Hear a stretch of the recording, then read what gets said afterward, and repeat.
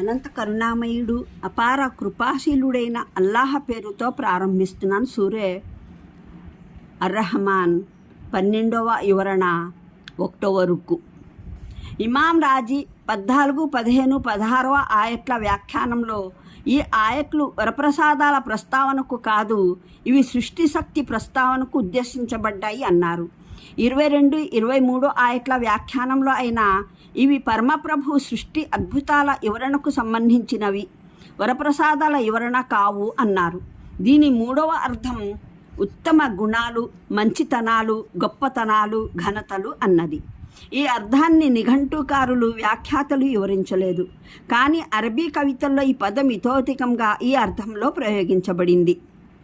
నాబిగా అనే కవి ఇలా అంటాడు: వారు మహారాజులు, యువరాజులు, వారికి ఘనత ప్రాప్తమైంది జనులపైన. గొప్పతనాలు, వరప్రసాదాల రీత్యా ముహల్ హిల్ తన సోదరుడు హులైబ్ మరణం పట్ల శోక గీతంలో ఇలా అంటాడు: సంకల్పనిరతి, దృఢచిత్తం అతని లక్షణాలు. జనులారా, నేను అతని సద్గుణాలను సర్వం వివరించలేను. ఫజాలా బిన్ జైద్ అనే అద్వానీ బీదరెక్కుపు చెడుగులను వివరిస్తూ అంటాడు: బీదవాడు మంచి పని చేసిన చెడ్డవానిగానే పరిగణించబడతాడు, కానీ ధనవంతుడు పిసినారే కానీ అతని గొప్పతనాలు ప్రశంసించబడతాయి. అజదహందాని తన గుర్రం హుమైత్ పొగడ్తలో ఇలా అంటాడు: నాకు హుమైత్ ఉత్తమ గుణాలు ఎంతో ఇష్టం. తమ గుర్రాన్ని ఎవరైనా అమ్ముకుంటే అమ్ముకొని, అమ్మకానికి లేదు మా గుర్రం. హమాసాకు చెందిన ఒక కవి అబూ తమాం, అతని పేరేదో తెలుపలేదు, తన ప్రశంసకు కేంద్రం అయిన వలీద్ బిన్ అదహం పరిపాలనకు రాసిన శోక గీతంలో ఇలా అంటాడు: మృతుని మంచితనాలు ఎవరెప్పుడు పొగిడినా వలీద్ బిన్ అదహంను మర్చిపోకుందురుగాక. మంచి రోజులు వస్తే ఉబ్బిపోయేవాడు కాడు, తాను మేలు చేస్తే ఎత్తి పొడిచేవాడు కాడు. తర్ఫా అనే కవి ఒక వ్యక్తిని పొగుడుతూ ఇలా అంటాడు: పరిపూర్ణుడు, యోధ గుణాల సమగ్ర సంచయనం అతడు. శ్రేష్ఠుడు, నాయకుల నాయకుడు, ఉదారుడు, విశాల హృదయుడు. ఈ సాక్ష్యాధారాలు, దృష్టాంతాలు దృష్టిలో ఉంచుకొని మేము ఆలా అన్న పదాన్ని దాని విస్తృతార్థంలో స్వీకరించాము. ప్రతి స్థానంలో దాని సందర్భానుసారం దానికి ఏ అర్థం అత్యంత సముచితమైనదిగా తోచిందో అదే అర్థాన్ని అనువాదంలో రాశాము. కానీ కొన్ని చోట్ల ఒకే స్థానంలో ఆలాకు అనేక అర్థాలు సాధ్యమే. అయితే అనువాదపు పరిమితుల వల్ల ఒకే అర్థాన్ని గ్రహించి అవలంబించవలసి వచ్చింది. ఎందుకంటే మన భాషలో అన్ని అర్థాలను ఒకే పదం ద్వారా వ్యక్తీకరించే సమగ్రమైన పదం ఏదీ లేదు. ఉదాహరణకు, ఈ ఆయట్లో భూమి సృష్టి, అందులో జీవరాశుల కోసం ఉపాధి కల్పనకు సంబంధించిన అత్యుత్తమ ఏర్పాట్ల ప్రస్తావన జరిగిన తరువాత మీరు మీ ప్రభువుకు సంబంధించిన ఏ ఆలాను తిరస్కరించగలరు? ఇక్కడ ఆలా అన్న పదం కేవలం వరప్రసాదాల అర్థంలో మాత్రమే ప్రస్తావించబడలేదు. పరమోన్నత ప్రభువు సృష్టి మహత్యాలు, ఆయన ఉత్తమోత్తమ గుణాల అర్థంలోనూ ప్రయోగించబడింది. ఇది ఆయన సృష్టి మహిమే. ఆయన ఈ మట్టి గోళాన్ని ఎంతో వింతైన రీతిలో నిర్మించాడు. అందులో అసంఖ్యాక విధాల జీవరాశులు నివసిస్తున్నాయి. రకరకాల పండ్లు, ఫలాలు, ధాన్యాలు ఇందులో పండుతాయి. తన ప్రశంసనీయమైన లక్షణం మూలంగానే ఆయన ఈ జీవరాశులన్నీ సృష్టించడంతో పాటు ఇక్కడ వాటి పోషణ, ఉపాధి కల్పనకు సైతం ఏర్పాటు చేశాడు. మరి ఏర్పాటు కూడా ఎంత గొప్పగా అంటే, వారి ఆహార పదార్థాలలో కేవలం పోషక పదార్థమే కాదు, అందులో నోటికి, జిహ్వకి రుచి కమ్మదనాలతో పాటు కంటికి, అభిరుచికి ఆనందాన్ని కలిగించే ఎన్నో అవకాశాలు ఉన్నాయి. ఈ సందర్భంలో అల్లాహ్ పనితనాన్ని సూచించే కేవలం ఒక్క ప్రావీణ్యం ఉదాహరణగా సూచించడం జరిగింది. ఖర్జూరపు చెట్లకు ఫలాలు ఎలా గలేబుల్లో చుట్టి సృజించబడ్డాయో గమనించేందుకు తెలుపడం జరిగింది.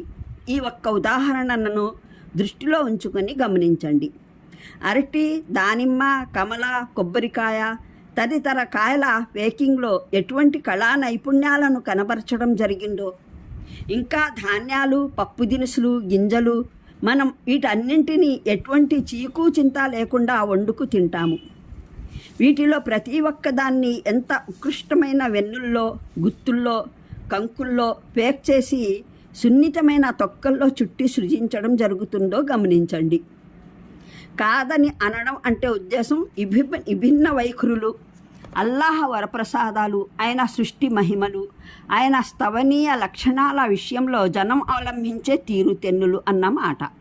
ఉదాహరణకు కొందరు అసలు ఈ సమస్త వస్తువుల కర్త పరమప్రభు అల్లాహ్ అన్న విషయాన్నే అంగీకరించరు. వారి అభిప్రాయంలో ఈ సృష్టిక్రియ అంతా కేవలం భౌతిక మూల పదార్థంలో కలిగిన యాదృచ్ఛికమైన విస్ఫోటానికి ఫలితంగా ఉద్భవించింది, లేదా ఇదొక ఆకస్మిక ఘటన, ఇందులో ఏ విఘ్నత, నిర్మాతల ప్రభావము, జోక్యము లేదు అన్న భావం. ఇది ప్రస్ఫుటమైన ఆబద్ధీకరణ. మరికొందరు వస్తువుల్ని, పదార్థాలను సృష్టించినవాడు దేవుడే అని అంగీకరించిన ఆయనతో పాటు ఇతరుల్ని ఆయన దైవత్వంలో భాగస్వాములు, సహవర్తులుగా భావిస్తారు. ఆయన ప్రసాదించిన వరప్రసాదాలకు గాను ఇతరులకు కృతజ్ఞతాభివందనాలు చెల్లించుకుంటారు. ఆయన ప్రసాదాన్ని తిని ఇతరుల కీర్తనలు పాడతారు. ఇది ఆబద్ధీకరణకు మరో రూపం. ఒక వ్యక్తి మీరు తనకు ఫలానా మేలు చేశారని అంగీకరిస్తూనే అదే సమయాన మీ సమక్షంలో వాస్తవానికి తనకు ఏ మేలు చేయని వ్యక్తికి కృతజ్ఞతలు అర్పించుకోవడం మొదలెడితే మీరు స్వయంగానే చెబుతారు అతను అతిహీనమైన కృతజ్ఞతకు పాల్పడ్డాడని.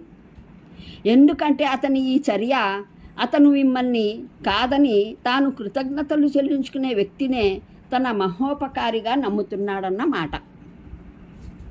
మరికొందరున్నారు, వారు సకల వరప్రసాదాలను అనుగ్రహించేవాడు అల్లాహ్ అని అంగీకరిస్తారు.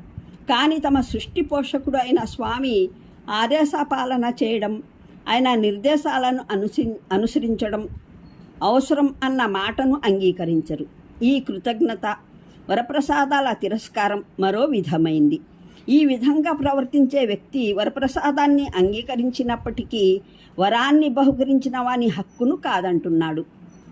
ఇంకా కొందరు నోటితో వరప్రసాదాలను కాదనరు, వరప్రసాదాలను బహుకరించిన వాని హక్కును నిరాకరించరు. కానీ ఆచరణాత్మకంగా వారి జీవితంలోనూ ఒక తిరస్కారి, ఒక ఆబద్ధీకరించే వాని జీవితంలోనూ చెప్పుకోదగ్గ వ్యత్యాసమేదీ ఉండదు. ఇది నోటి ద్వారా ఆబద్ధీకరించడం కాదు, ఇది క్రియారూపంలో ఆబద్ధీకరించడం. మానవ సృష్టికి సంబంధించిన ప్రారంభ దశలు దివ్య ఖురాన్లో వివరించబడ్డాయి. వాటి క్రమానుగ్రత విధానాన్ని విభిన్న స్థానాల్లో వచ్చిన వివరణలను బట్టి ప్రోగు చేస్తే ఇలా జ్యోత్కమవుతుంది. 1 తురాబ్ అంటే మట్టి లేక ధూళి. 2 తీన్ అంటే మట్టిలో నీరు కలిపి చేసే బురద, మన్ను, గార. 3 తీన్ లాజిబ్ అంటే జిగురు, మన్ను, చాలా కాలం పడి ఉండటం వల్ల జిగురు పుట్టిన బురద, మన్ను. 4 హమాయిం మస్నూనిన్ అంటే వాసన పుట్టిన బురద, మన్ను. 5 సల్సాలిన్ మిన్ హమాయిం మస్తూని క అల్ ఫహారి అంటే క్రుళ్ళిన బురద మన్ను, అది ఎండిపోయి కాలిన పెంకులా మారిపోయిన మన్ను అన్నమాట. 6 బషర్ మనిషి, మట్టిని ఈ చివరి రూపంలో సృజించడం జరిగింది. ఇందులో అల్లాహ్ తన ప్రత్యేక ప్రాణం పోశాడు. దానికి దైవదూతల చేత సజ్దా చేయించడం జరిగింది. దాని రాశి నుంచే దాని జతను సృష్టించడం జరిగింది.